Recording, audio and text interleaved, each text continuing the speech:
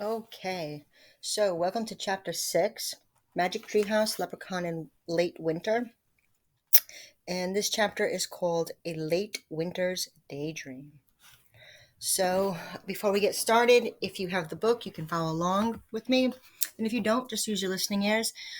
As you read, I want you to visualize the words, that the author uses to help you create pictures in your mind. Imagine it like a movie playing in your head. Think about the characters. What are the characters doing? Visualize the descriptions that the author gives you. Make connections to the story. Make predictions about what you think is going to happen. And have I wonders. So we could start with A Late Winter's Daydream. I wonder what that's going to be about. I wonder who has the daydream, right? And then some of you may have predictions about what the daydream might be about. The last chapter we read, Augusta was upset. She had run out the door, and Jack and Annie could see her red cape flying. She was upset because she felt that Mary liked Jack and Annie better, right? So let's see. Let's get to chapter 6, A Late Winter's Daydream, page 52. All right, Jack sighed. Their mission really seemed hopeless now. We'd better go find her, said Annie. She won't go far, said Mary. My poor Augusta. She has a fine mind and a brave heart, but she is so unhappy. Why is she so unhappy, Mary? Asked Annie. Yeah, what's her problem? Said Jack. More than any of her brothers and sisters, Miss Augusta loved my stories, said Mary. She remembered every one of them, she did. Really? Said Jack. Yes. She would repeat them back to me, word for word, said Mary. That's amazing, said Annie. She loved stories so much that she grew desperate to see the she for herself, said Mary. At night she would carry a lantern across the fields, calling for them. The day she poked and prodded every part of the farm. Why, she even used a magnifying glass, scouring the earth for the tiny footprints. But I'm afraid she never found them. Why? Said Annie. Mary sighed. Because she looked for them with her head and not her heart, she said. Eventually she gave up and stopped searching. She didn't even want to hear the stories anymore. She's been a doubtful and sorrowful child ever since. That's terrible, said Annie. What can we do to help her? There's only one thing you can do, said Mary. What? Breathed Jack. Mary leaned forward in her chair. Her blue eyes seemed to stare right through Jack and Annie. You must show her the magic, she said. What? Thought Jack. Does Mary know about the magic treehouse? What do you mean? He asked. I know that you children are like me. You see things that others don't, said Mary. Help Augusta see them too. Help her find the magic in the fields and the forest. For a moment, Jack and Annie didn't say anything. The wind blew through the open door. The fire crackled. Then Annie took a deep breath. Okay, she said. We know exactly what to do. We do? Said Jack. Yep, we'll talk outside, said Annie. Thanks, Mary. We'll find Augusta and take care of everything. Jack and Annie stood up to go. 1 in 20 fare 3 wells on this wonderful winter day, said Mary. 1 in 20 to you too, said Jack. Then he and Annie left the cozy cottage, scattering the winter birds by the front door. It had warmed up a little outside. The rain had stopped, but the fog hung heavily over the sheep fields. The ground was soggy with mud. Jack could barely make out Augusta's red cape through the fog. She was across the lane, sitting on the stone wall at the edge of the sheep meadow. Mary was right. She didn't go far, Jack said. So how do we show her the magic, Annie? Easy, said Annie. We'll play our magic whistle. No, we can't do that, said Jack. We're supposed to save the whistle for a moment of great danger. That moment is now, said Annie. Come on. Hold on, said Jack. What great danger are we facing right now? Not us, Augusta, said Annie. She faces the great danger of losing all hope and happiness and being bored and sad for the rest of her life and never being inspired and never sharing her gifts with the world. It's almost too late already. Okay, said Jack. But are we going to just go up to her and stop blowing the whistle and singing? That seems pretty weird. Yeah, it does, said Annie. All right, how about this, said Jack. We'll tell Augusta that we want to put on a play for her. A play, said Annie. Yeah, said Jack. We can tell her we want to prove that we weren't lying and that we really were in the play by Shakespeare. Oh, cool, said Annie. Then what? We play the magic whistle, said Jack. We sing about the she. We make them appear, like in Mary's story, galloping and thundering. Augusta sees them. Then she gets inspired. Our mission is done. Perfect, said Annie. Let's go.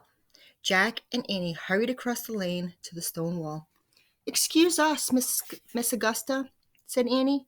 We just had a really great idea. Do you want to hear it? Augusta didn't answer.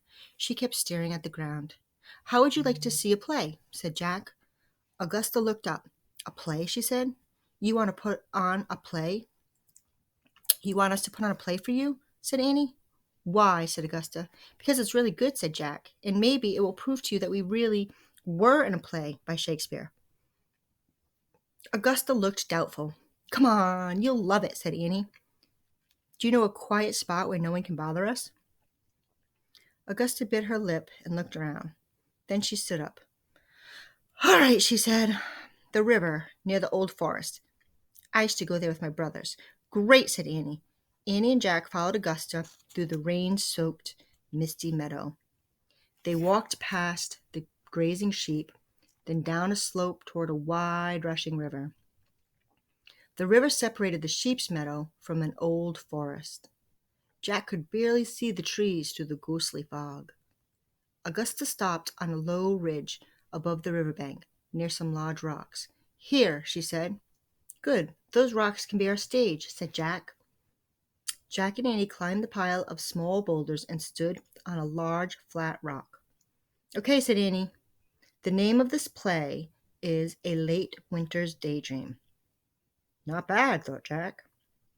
And this is what's going to happen, said Annie. Jack will be the narrator. I'll play the Irish whistle, and Jack will sing a song that tells the story. What? Jack said.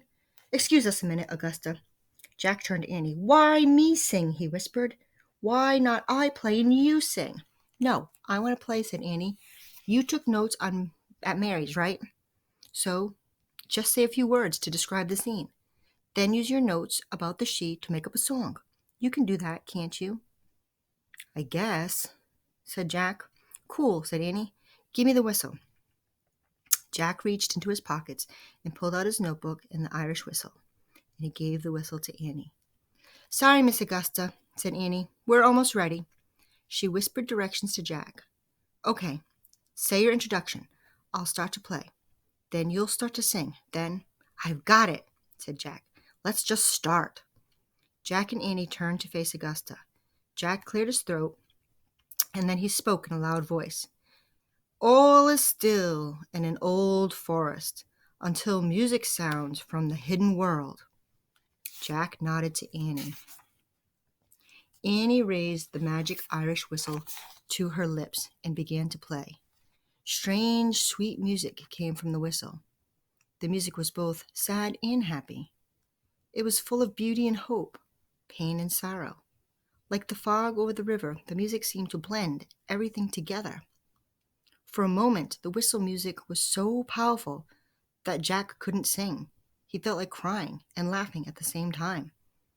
Finally, he looked down at his notes and he began to sing. In the spinning of light, in a cloud, like a dream, a bridge appeared over a wide flowing stream. Jack surprised himself. He thought his words for the song sounded pretty good. A long, fluttering high note burst from Annie's whistle. Bright, dancing light flowed across the river. The light arched through the fog toward Jack, Annie, and Augusta. Augusta gasped. Jack looked back down at his notes and sang. Some came on horses, some came with wings. From the enchanted world, little queens, little kings. The wind began to blow. Jack looked up. Leaves and grass and twigs were flying everywhere. The whistle music grew wilder. Thundering and rumbling sounds came from the old forest. A herd of very small white horses galloped out of the mist. On their backs were proud and lovely riders, Men in gold helmets, women with long floating hair on the wind. Their capes and gowns were colors of nature, the pale rose of the spring dawn, the green of summer hummingbirds, the blue of winter twilight, and the gold of autumn oak leaves. The she, cried Augusta. And that is the end of chapter 6. So we might make some predictions. Do you think it really is the she? What do you think will happen next? Very interesting. So I will see you on chapter 7.